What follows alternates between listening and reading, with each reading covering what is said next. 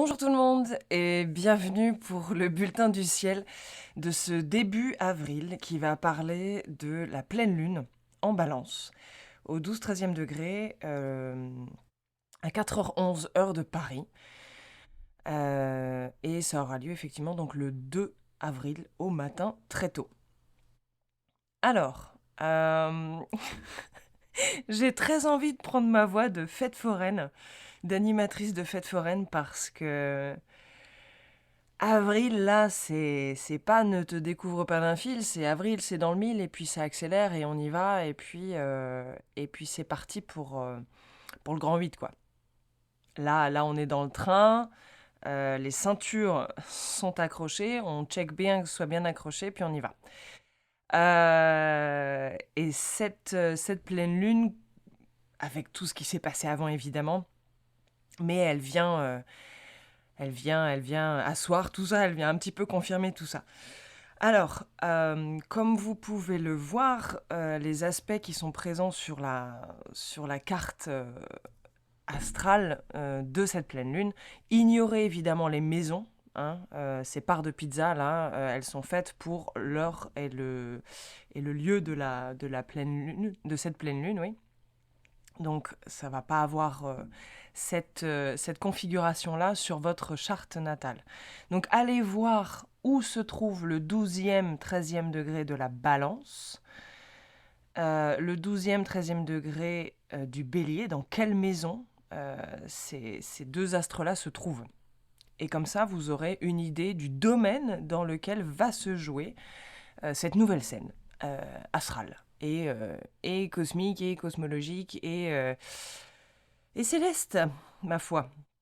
Donc, il se passe énormément de choses et j'ai envie de dire ce n'est que le début parce que vraiment le mois d'avril, là, on, on accélère. On accélère, on accélère, on accélère tranquillement. Le soleil est rentré dans le signe du Bélier, déjà. Il est déjà au 12e degré. On en a encore pour 2 semaines à peu près. Évidemment, Neptune et Saturne sont rentrés dans le signe du Bélier en février. Nous avons Chiron, un astéroïde qui parle de la du guérisseur blessé,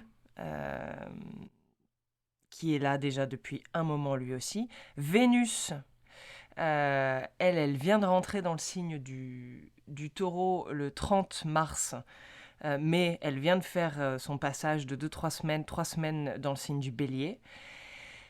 Et puis, on attend tranquillement Mars qui va rentrer chez lui le 9 avril.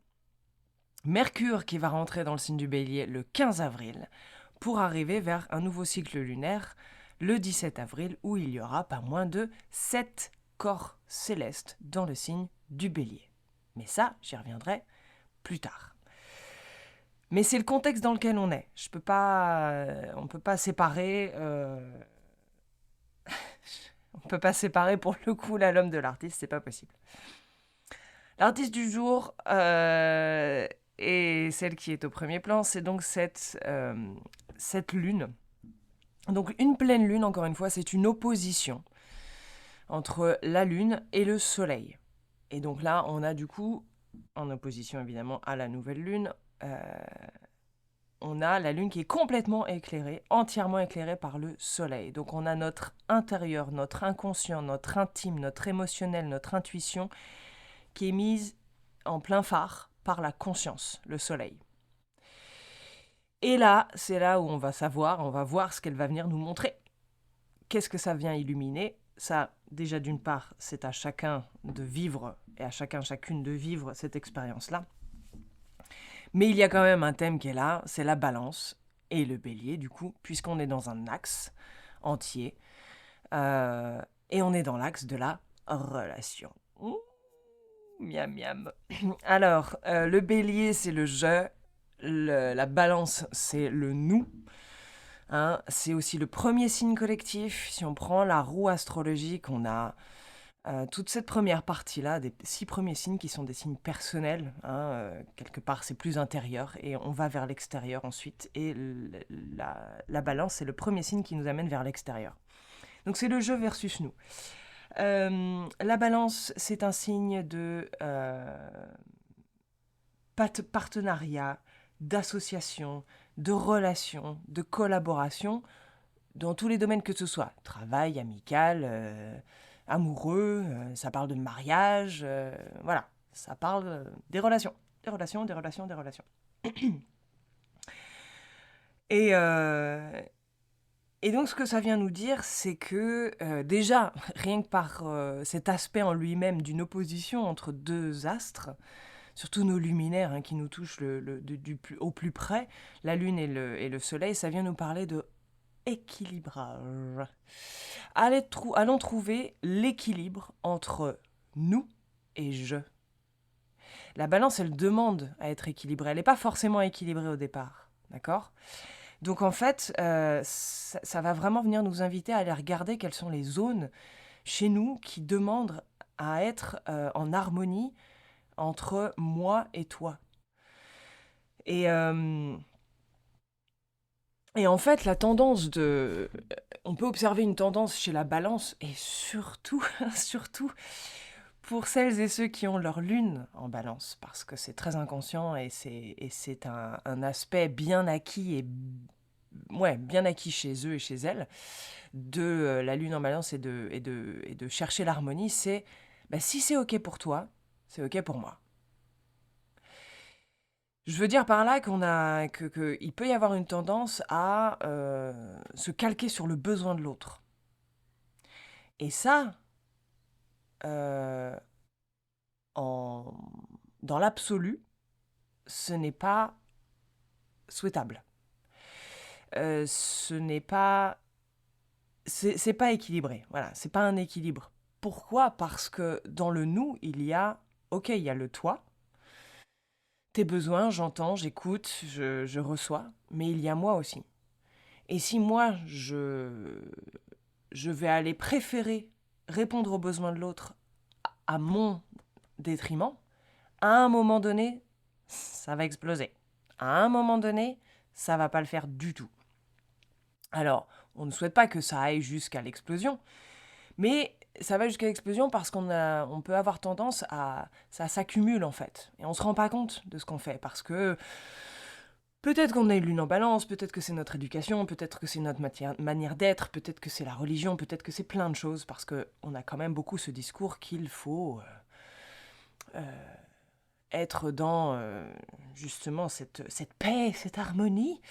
Mais parfois, on compromet complètement qui on est, on compromet complètement ses besoins au profit d'un équilibre certain qui semble être super et en fait qui pourrait être complètement délétère et se fragmenter et se déliter.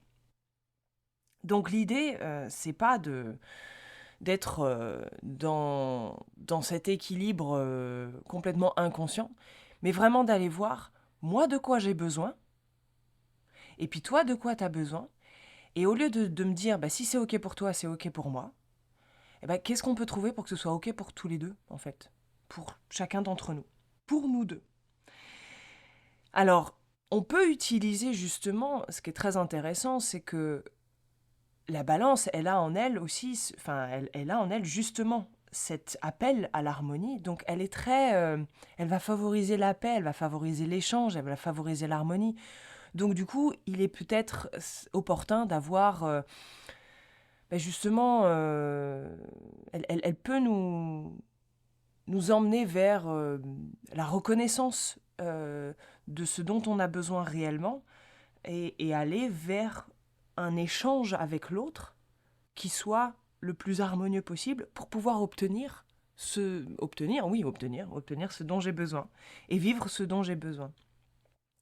À l'inverse, si on est trop en face chez le bélier, avoir une lune en balance va pouvoir nous permettre de voir ce dont l'autre a besoin.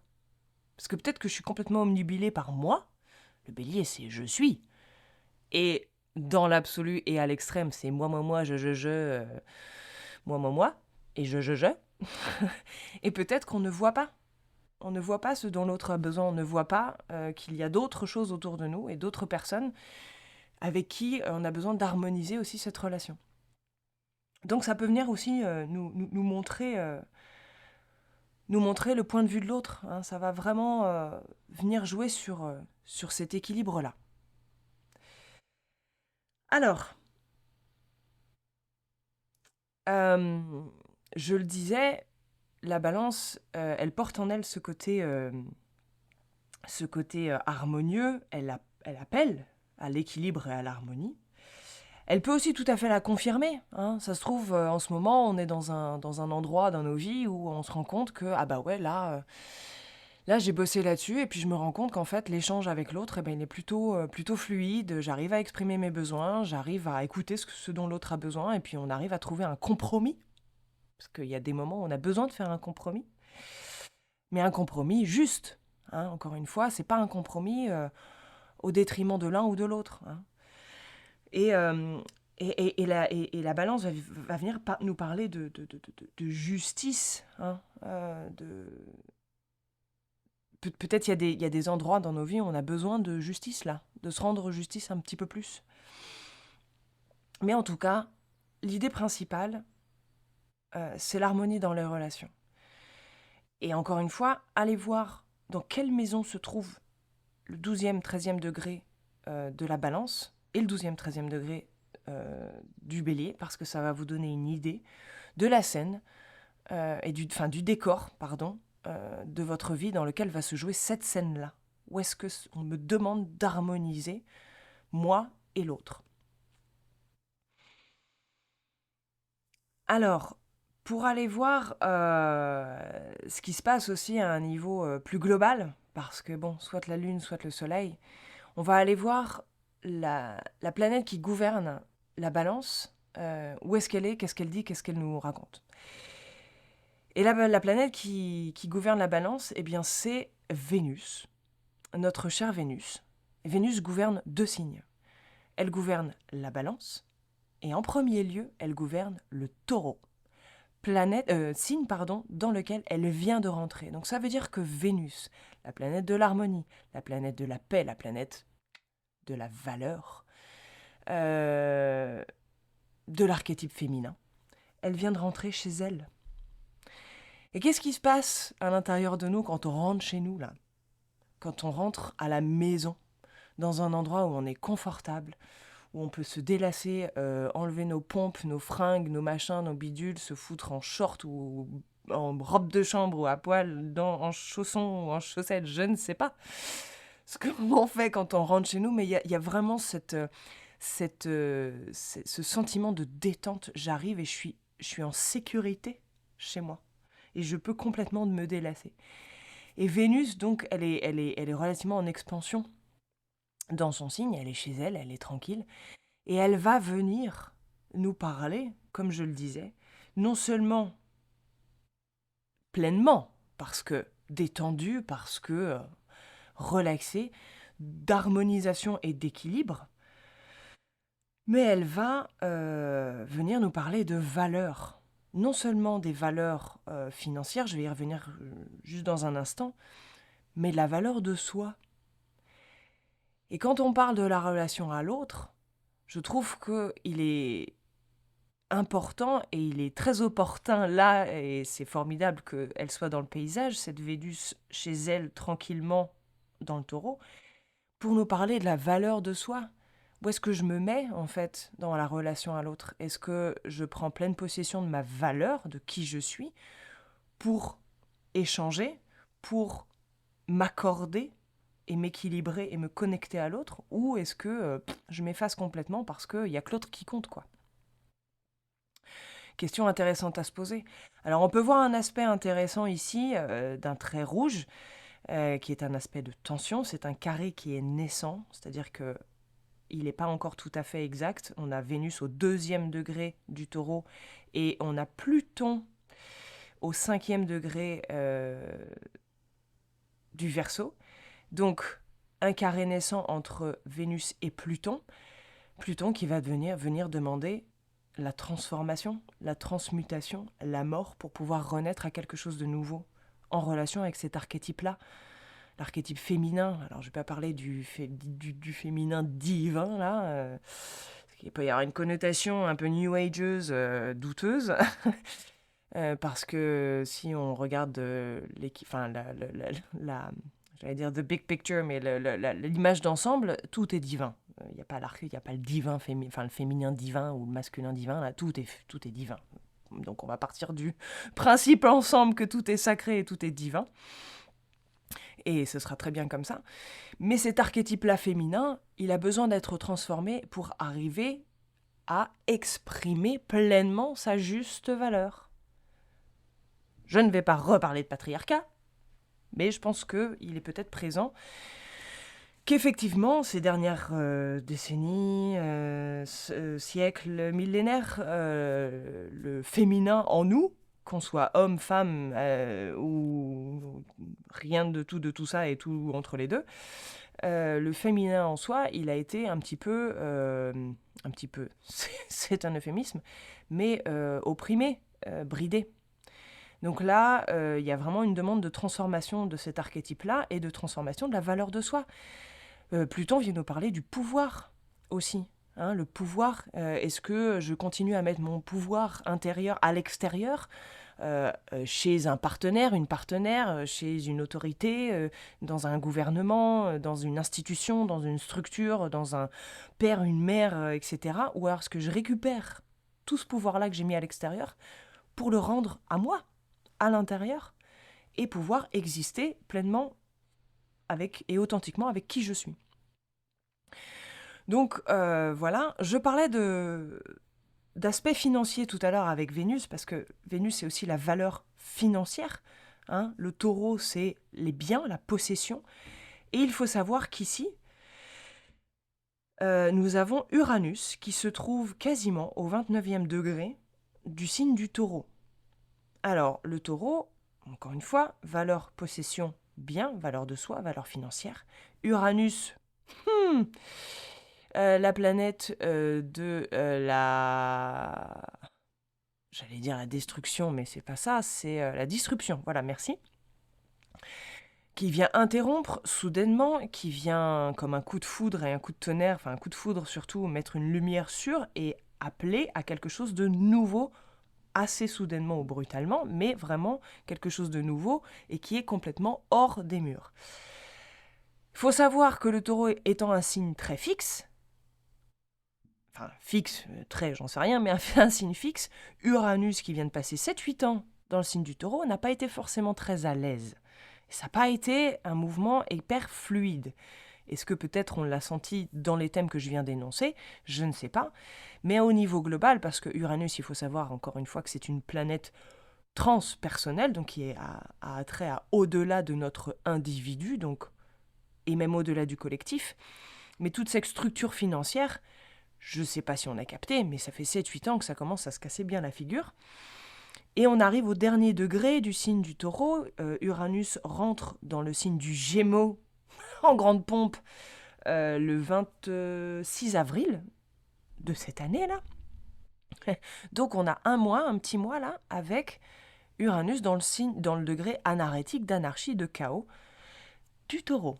Donc peut-être se joueront-ils des choses au niveau financier. Il va y avoir peut-être beaucoup de mouvements, ça va être très volatile. Gardons un œil curieux, j'ai envie de dire, hein, sur les finances mondiales. Ça a trait aussi, comme c'est très brusque, beaucoup d'activités sismiques avec Uranus. Hein. Et c'est déjà en place. Hein. Si on regarde un petit peu, il y a des explosions volcaniques assez sans précédent dans le monde en ce moment. Gardons encore une fois un œil curieux sur les activités bancaires. Voilà. Ça... Et où, j'ai envie de dire, mais allons voir ce que ça veut dire chez nous aussi, sur nos finances personnelles. Voilà, petit sujet à garder dans un coin de sa tête. Pour en revenir à ce qui se passe un petit peu au niveau de notre axe balance-bélier, j'ai parlé de la balance et je vais venir sur le bélier, je vais rester un petit peu sur le bélier et après je viendrai sur cet aspect de Jupiter en cancer parce qu'on peut observer un aspect hyper important qui est un carré avec cet axe de la relation et nos émotions qui sont en relation là de tension. Donc c'est assez important à nommer ça aussi, mais avant tout. Avant ça, le soleil qui se trouve en bélier vient de faire un aspect la semaine dernière, assez intéressant et assez unique. Oui, c'est une conjonction. La conjonction, c'est pas unique. Le Soleil passe régulièrement devant Saturne, ou Saturne passe, pardon, régulièrement devant ou derrière le Soleil. Il n'y a pas de problème. C'est une conjonction. Sauf que la conjonction était si parfaite qu'on appelle ça un quasimi. Et ça veut dire quasimi, ça veut dire au cœur d'eux. Ça veut dire que la planète, dans l'alignement de la Terre, hein, si on prend ça sur un plan, voilà, astrologique depuis la Terre, Saturne est passé vraiment au milieu du Soleil dans son alignement. Qu'est-ce que ça veut dire ça? Eh ben, c'est venu nous dire la semaine dernière, donc autour du 25, 24, 25, 26 mars, si vous avez senti des petites tensions là, et des petites restrictions, ou alors des explosions justement, parce que ça vient nous parler d'un focus et d'une nouvelle conscience sur la nécessité de notre responsabilisation et de prendre nos responsabilités pour atteindre nos objectifs. Hein. Saturne, c'est atteindre des objectifs, c'est des limitations, c'est la structure. Ça vient nous parler de maturation et de maturité. Et genre, il est temps, quoi. Genre, c'est bon. Saturne vient de passer 2 ans et demi en Poisson. Saturne aussi vient aussi de finir son cycle, hein, comme on repart en bélier, tout le monde repart du bélier, tout le monde repart de ce nouveau signe de naissance. Hein. Le bélier, c'est je suis, c'est vraiment la première forme qu'on prend après être passé dans la matrice originelle du poisson. Donc Saturne, il prend une nouvelle forme, il prend des nouvelles responsabilités et se responsabilise et devient plus mature. C'est vraiment la demande. Et si on est toujours dans nos histoires de victimes, ou de victimisation plutôt. Encore une fois, être victime, on peut être victime, ça, il n'y a aucun problème. Ça, il n'y a aucun problème dans le sens où ce statut-là, il est important de le reconnaître.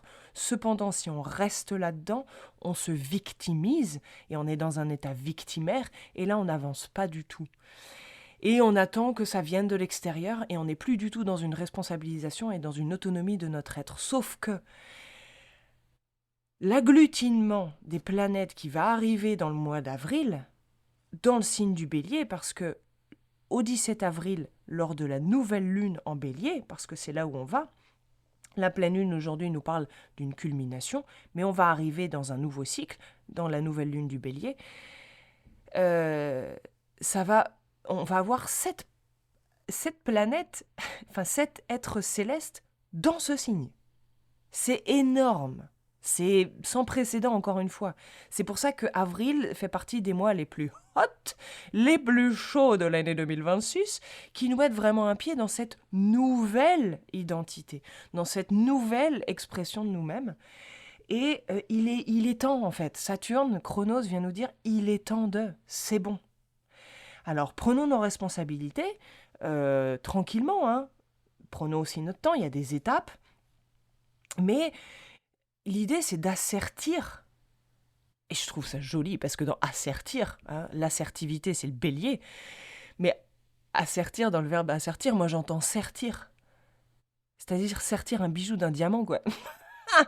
On vient mettre, on vient mettre cette espèce de pression, hein, c'est rigolo, parce que Saturne, c'est aussi ça, c'est mettre une certaine pression et des limites pour pouvoir devenir diamant, en fait. La meilleure version de nous-mêmes, celle qu'on attend depuis toujours, et qu'on a cru qu'il fallait que ça vienne de l'extérieur, mais pas du tout, ça vient de l'intérieur. Le diamant, il est là, et en fait, il faut le polir, il faut parfois mettre la pression. Et donc, il faut se responsabiliser. L'idée, c'est ça, ça vient vraiment nous parler de ça, pour assertir ma souveraineté, bélier, et mon authenticité, bélier, une bonne fois pour toutes, quoi. Pour cette nouvelle conscience qui émerge, qui est en train d'émerger. Hein, voilà. Et donc, il y a aussi en parallèle à tout ça, si je reprends Saturne, hein, qui vient nous parler donc d'objectifs à atteindre, qui vient nous parler de limites, de maturité, de responsabilisation, d'autorité intérieure, eh bien, depuis le 28 mars jusqu'au 5 avril, Donc on est vraiment en plein milieu là, et la pleine lune vient dans ce contexte-là. Euh, il y a un aspect très harmonieux qui s'appelle un sextile, et un aspect d'opportunité entre Saturne en bélier et Pluton en Verseau. On voit qu'ils sont tous les deux au 5 degrés, au 5e degré de leur signe. Petit preview, trailer. Au mois de juillet, nous aurons ce triangle-là, qui est là depuis un moment, hein, il est là, absolument parfait entre Pluton, Neptune et Uranus au 5e degré de leur signe. Toutes les planètes transgénérationnelles dans un aspect d'équilibre parfait. Le mois de juillet, comme le mois d'avril, hot saucisse. Super chaud, super intense et intense dans, j'ai envie de dire, l'affirmation et la matérialisation de ce nouvelle conscience. Je ne sais pas quoi dire d'autre. Les mots vraiment manquent. J'avoue. Et donc je reviens, Saturne-Pluton, aspect d'harmonie. C'est un aspect plutôt rare. Et ça vient vraiment nous parler, encore une fois, de transformation dans les structures et les limitations de notre être. Peut-être là où on s'est senti limité, et il y avait une structure qui n'était pas, qui ne correspondait pas, qui n'était pas viable, Pluton va venir nous aider à transmuter et transformer tout ça. Pluton vient encore une fois nous parler aussi de pouvoir. Et outre l'aspect individuel de cette notion-là, parce que beaucoup de choses viennent nous parler de notre individu, mais on a Pluton qui est dans un signe éminemment collectif, le Verseau. C'est le collectif, c'est la nouvelle conscience, c'est la vision du futur. Et Pluton, dans son petit mouvement lent, tranquille, en Verseau, lui, il traverse son signe. Il en a encore jusqu'à 2044, donc c'est cool. Vient nous parler d'une nouvelle conscience et d'un pouvoir qui est transféré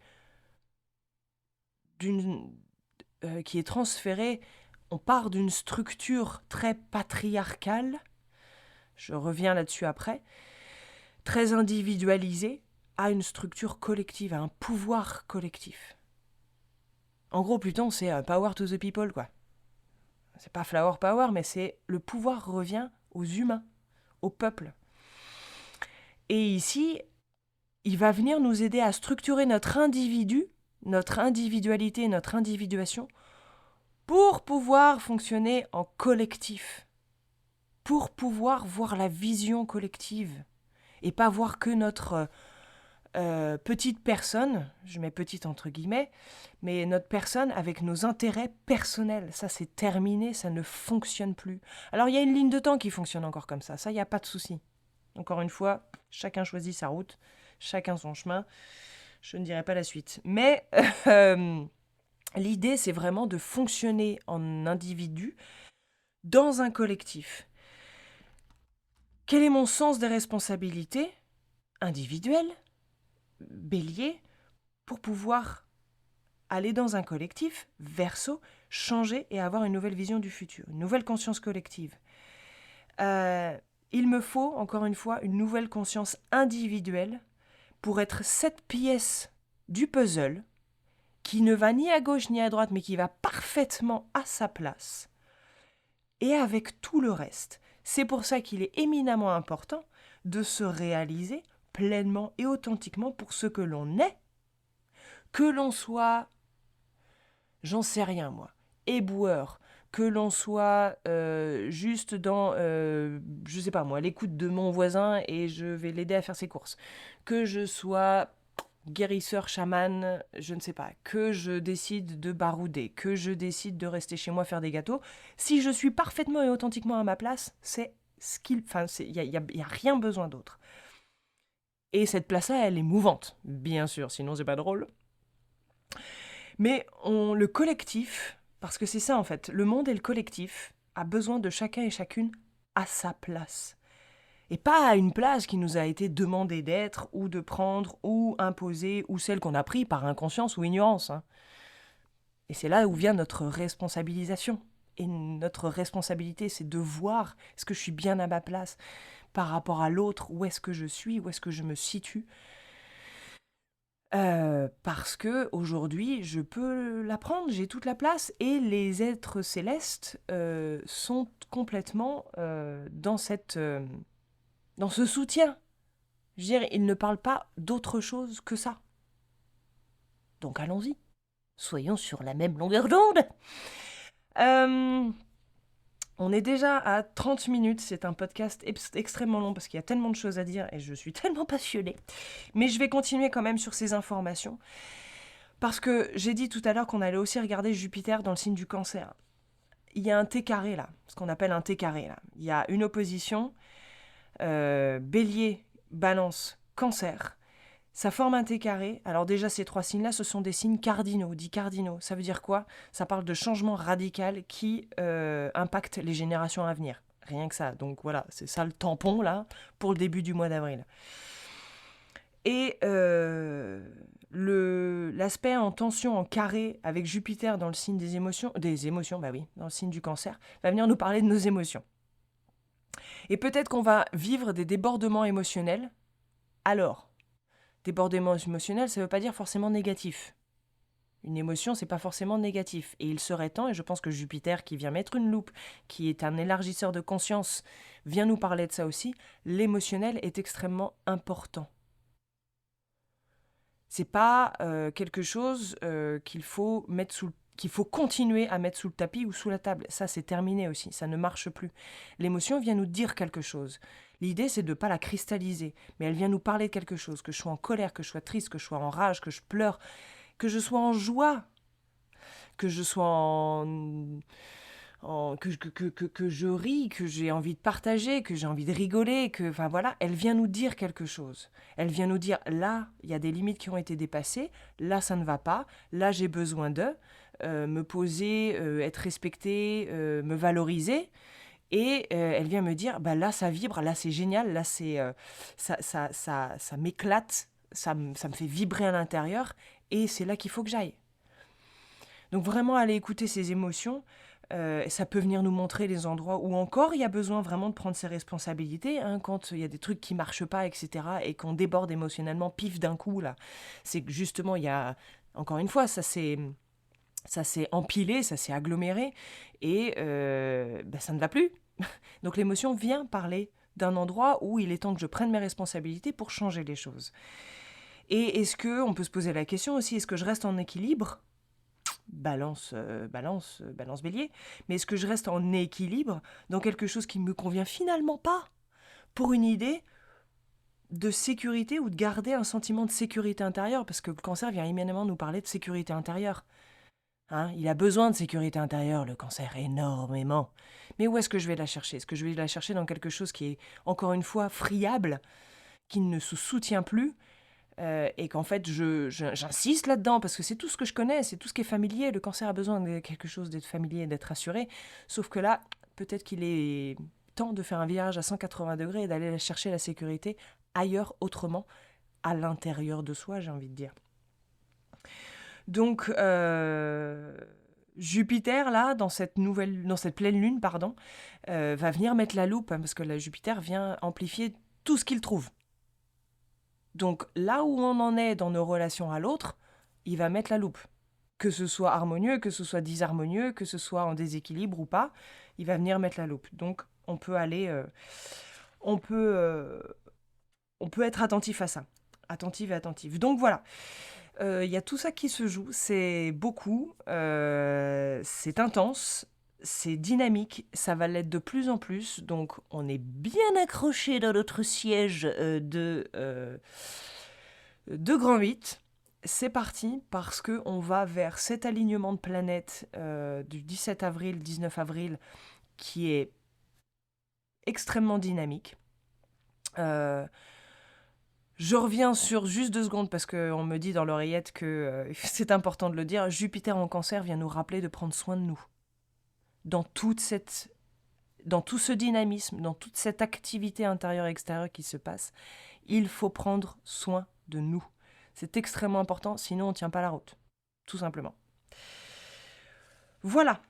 N'oublions pas que nous sommes dans un mois avec toutes les planètes en direct, en marche directe, hein, jusqu'au 6 mai. Donc ça participe et concourt complètement à cette accélération-là. Euh, et on peut être complètement, encore une fois,